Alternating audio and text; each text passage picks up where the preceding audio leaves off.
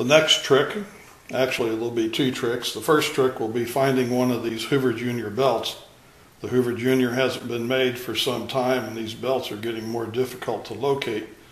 But assuming you are lucky enough to find one of these, you'll see that it needs to stretch quite a bit to get onto that disc.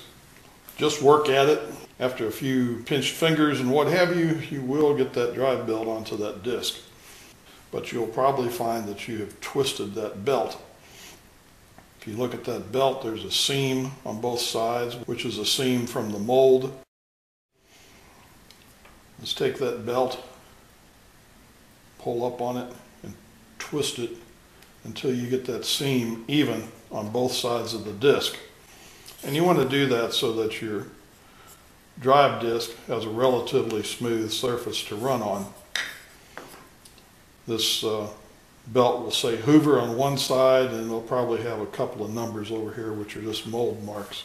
I doubt that that's going to cause any problems, and eventually that'll probably wear away. And this belt is on here very tight. You won't need to glue that. That's not going to come off of there. If you can't find one of these, then you'll have to try and find something similar in the heavy O-ring department. This O-ring at rest is 2 5/8 outside diameter, about 2 1/8 inside diameter, and it's just slightly over 1/4 inch thick. It's about 7 millimeters. This is roughly the relationship between these three pieces on the side of the pressure box. This is the drive disc for the take-up spool. This is the idler wheel.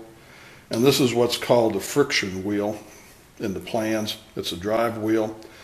And whether you make that out of sandpaper and that like they show in the plans or not, I'm using this piece of aluminum that's been knurled.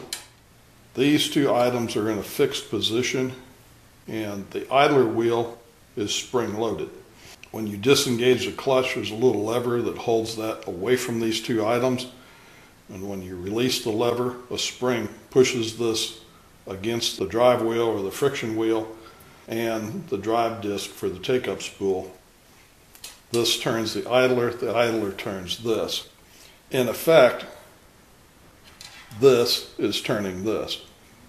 The actual size of this O-ring is not critically important. This could be a little bit bigger. If it's very much smaller, it could start making a geometric problem as designed on the pressure box. But if this were a little bit bigger or a little bit smaller in diameter, it'll work fine. You'll have to make some compensation in the dimensions for the idler wheel, but other than that, it's not terribly critical.